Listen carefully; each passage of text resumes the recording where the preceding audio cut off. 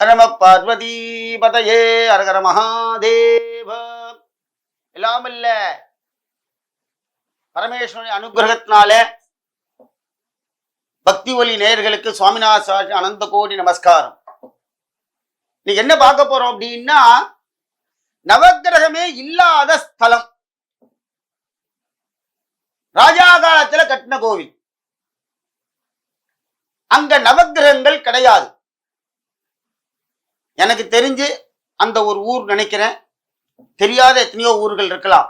ஆனால் நவக்கிரகங்கள் அந்த ஆலயத்தில் கிடையாது. ஏன் அங்க இல்ல அப்படின்னா பெரிய விசேஷம். எம்பெருமான் சிவபெருமான் நவலிங்க ஸ்வரூபமாக இருக்கிறார். இங்கதான் இந்த தேவாரத்துக்கே பெரிய ஒரு அனுகிரகம். கோல் எல் செய்யும் வினைதான் எல் செய்யும், நவகோல் எல் செய்யும் வினைதான் எல் செய்யும், எல் சிவபெருமான் என் சிவபெருமான்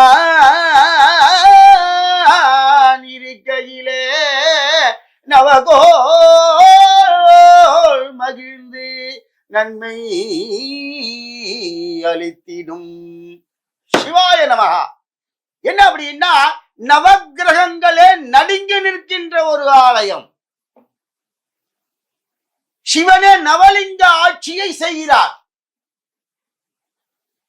நவக்கிரகங்களுடைய ஆட்சியை நவலிங்க ஸ்வரூபத்திலே சிவபெருமானே ஆட்சி செய்கிறார். எவ்வளவு பெரிய விஷயம் பார்த்தீங்களா சார்? இந்த பிறவில இருந்தா இந்த கோயில போய் தரிசனம் பண்ணிட்டு வந்துடணும் சார். எந்த மனுஷனா பூலோகத்துல பிறந்தோமோ நமக்கு ஜாதகம்னு ஒண்ணு உண்டு இல்லையா? இந்த ஜாதகத்துல நவக்கிரகங்கள் இருக்கு. ஒவ்வொரு ஜோசியரை போய் பார்க்க விட வேண்டாம். நம்ம இனிமே ஒரு சந்தேகத்துக்கு நம்ம ஜோசியரை கேட்கலாம். ஆனால் கர்ம வினை ஒவ்வொரு ஜோசியரும் ஒண்ணு சொல்லுவா. பிதிர்தோஷம்பா, சுமங்கலி சாபம்பா, ஸ்ரீ சாபம்பா, கன்யா சாபம்பா, என்ன இந்த பாவம் பண்ணிருக்கோம்பா, ஸ்ரீ சாபம்பா. பயப்படாதீங்க, இந்த கோவிலுக்கு போயிட்டு வாங்க, இந்த சிவனை பார்த்து விட்டு வாருங்கள். ஏன்னா அந்த சிவாலயத்திலே நவக்கிரகங்கள் கிடையாது. அந்த காலத்திலே, ராஜா காலத்திலே கிடையாது. அது நவலிங்கங்கள், 9 லிங்கம் இருக்கும். அந்த நவலிங்க பெருமானை ஒவ்வொரு கிரகங்களுடைய ஆதிபத்தியம் அதுல இருக்கு.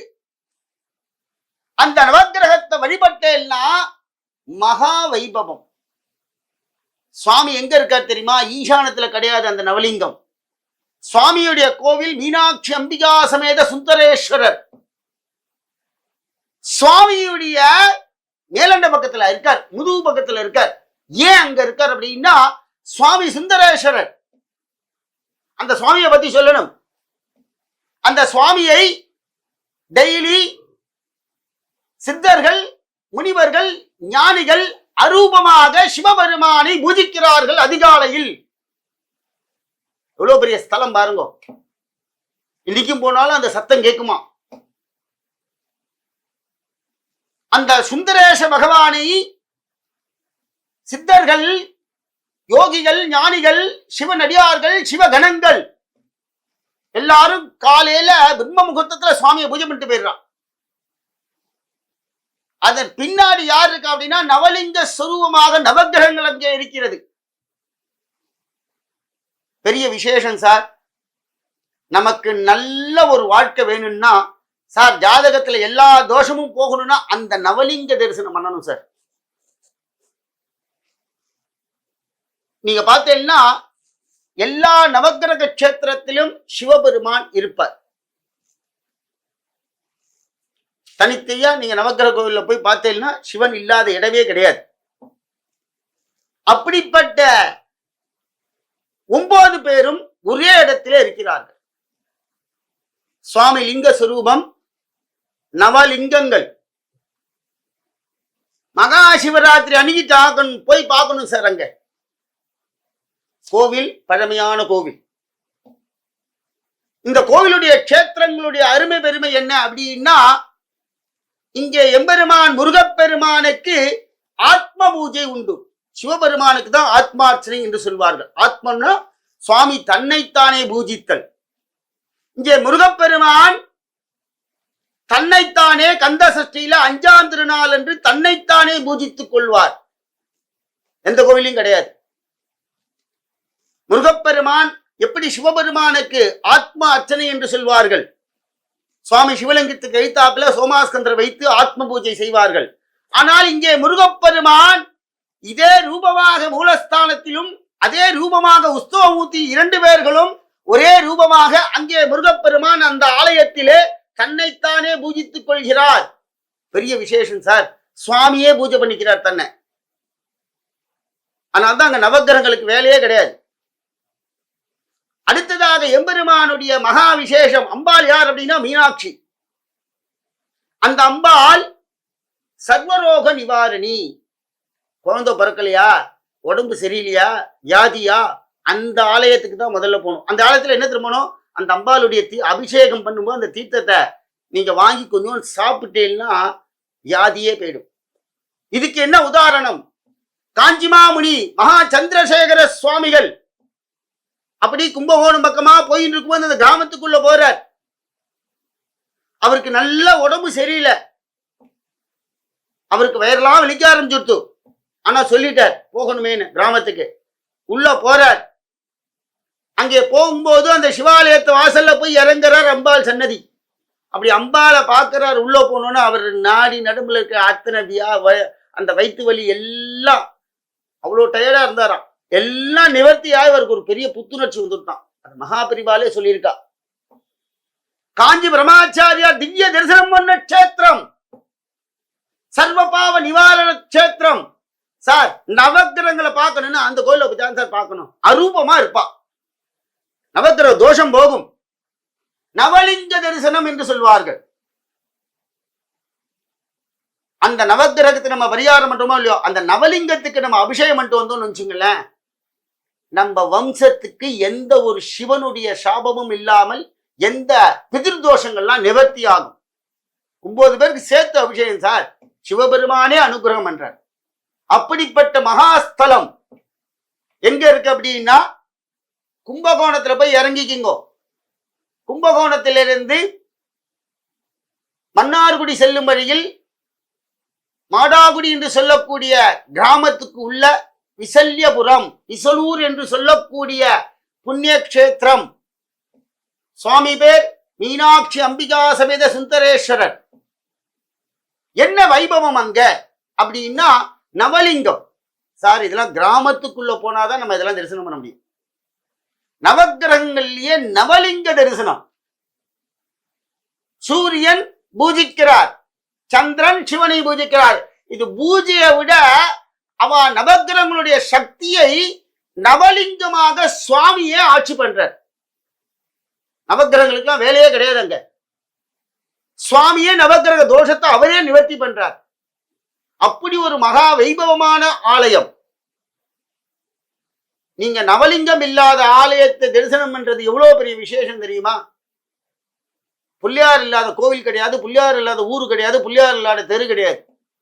அதே மாதிரி நவக்கிரகம் இல்லாத ஊரே கிடையாது. காளி கோவில்ல, மாரியம்மன் கோவில்ல, எல்லா கோவிலையுமே நவக்கிரகம் இருக்கும். ஆனால் நவக்கிரகமே இல்லாத ஒரு ஸ்தலம் நவலிங்கம் மட்டும்தான். அங்க நவக்கிரகமே கிடையாது. அந்த காலத்துல ராஜா பிரதிஷ்டை பண்ணிட்டு போயிட்டார். அது இன்னும் என்ன தாத்பரியம் யாராலையும் கண்டுபிடிக்க முடியாது.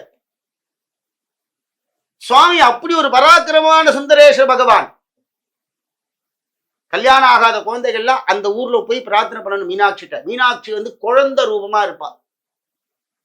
அங்க மார்கழி மாத திருவாதிரை மகோத்சவத்துல 8ஆம் திருநாள் திருக்கல்யாண வைபவம் நடைபெறும். அங்க போய் பிரார்த்தனை பண்ணணும் சார். நீங்க பிரார்த்தனை பண்ணிட்டு வாங்க, அந்த கல்யாண உற்சவத்துல கலந்துக்குங்க. கண்டிப்பா உங்க ஆத்து பொண்ணுக்கு இந்த வருஷம் கல்யாண சங்கல்பம் பண்ணலாம், அடுத்த வருஷம் 100க்கு 100 கல்யாணம் ஆகும். அப்படிப்பட்ட ஒரு ஸ்தலம். நம்பிக்கையோட போகணும். மாமா சொல்லிட்டாரு எல்லாம் கிடையாது, நம்பிக்கையோட செல்லுங்கள். கல்யாண வைபோகமே ராமா, கல்யாண வைபோகமே. மீனாட்சி கல்யாண வைபோகமே, மீனாட்சி கல்யாண வைபோகமே. அந்த அந்த ஊர்ல அந்த அந்த திருநாளைக்கு நீங்க பார்த்தீங்கன்னா எல்லாரும் மடிசார் கட்டிட்டு இருப்பா. அம்பாள் மீனாட்சி மடிசார் கட்டிண்டா அங்க கல்யாணம் ஆகின குழந்தைகள் எல்லோருமே அன்னைக்கு மடிசார் கட்டிப்பா. சார் அமெரிக்கால இருக்கா சார் குழந்தை, லண்டன்ல இருக்கா, வெவ்வேறு ஊர்ல கல்யாணம் பண்ணி போயிருக்கா அந்த ஊர் குழந்தைகள்லாம். அந்த ஊருக்கு வந்த மாட்டு பொண்ணுல இருந்தே கல்யாணம் ஆன குழந்தைகள்ல இருந்தே எல்லாருமே அந்த மீனாட்சி கல்யாணத்தன்னைக்கு மீனாட்சி மடிசார் கட்டிண்டா எல்லாரும் மடிசார் கட்டிப்பா. அப்படி ஒரு விசேஷமான க்ஷேத்திரம். சுவாமிகிட்ட ஐக்கியம் ஆயிடுவா. எங்காவது குழந்தை கல்யாணம் சொல்லுவா.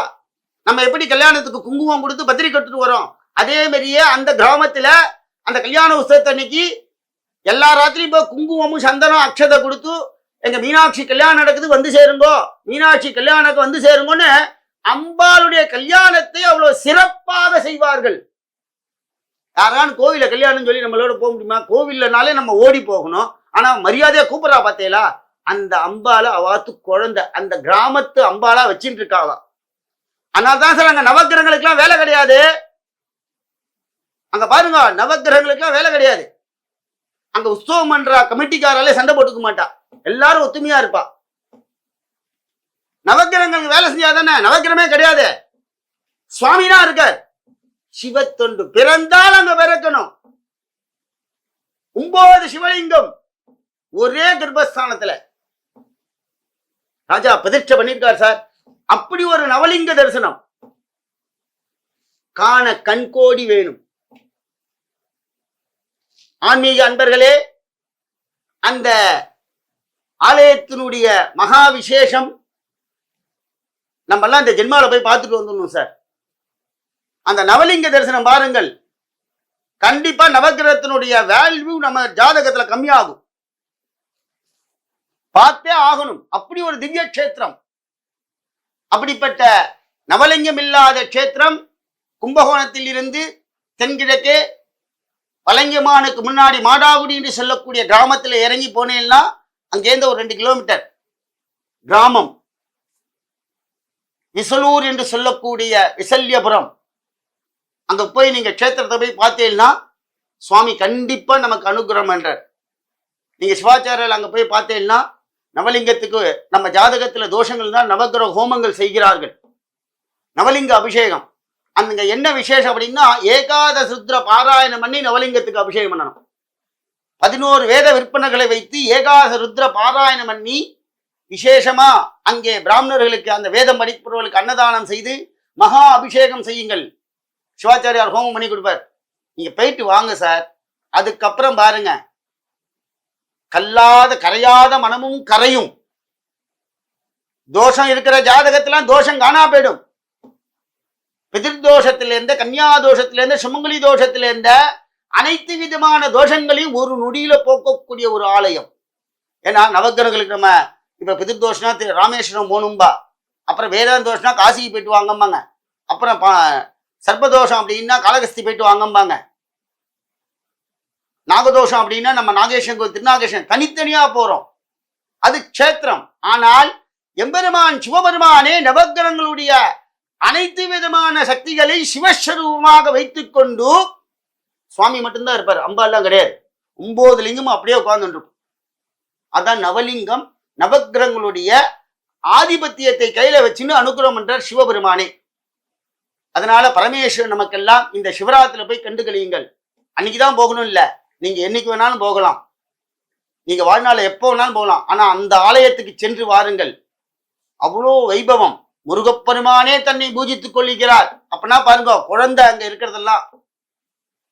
அங்க ஆலய நடராஜ பெருமான், எல்லா கோயிலையும் பார்த்தாலும் நடராஜா ஒவ்வொரு விதமா அழகா காட்சி அளிப்பார்.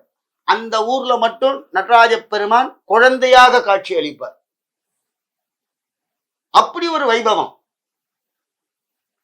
அப்படிப்பட்ட அந்த மகோன்னமான நவலிங்க ஸ்தலத்திலே நவக்கிரகங்கள் இல்லாத சிவாலயம் போய் எங்க சுவாமியை தரிசனம் பண்ணிட்டு நவக்கிரக தோஷங்களை எல்லாம் நிவர்த்தி பண்ணி நம் பாத்துல மங்களகரமான வாழ்வை அளிக்க எம்பெருமானுடைய அனுகிரகத்தையும் பார்த்துக் கொள்கிறோம். ரம பார்வதீபதையே அரகர மகாதேவ.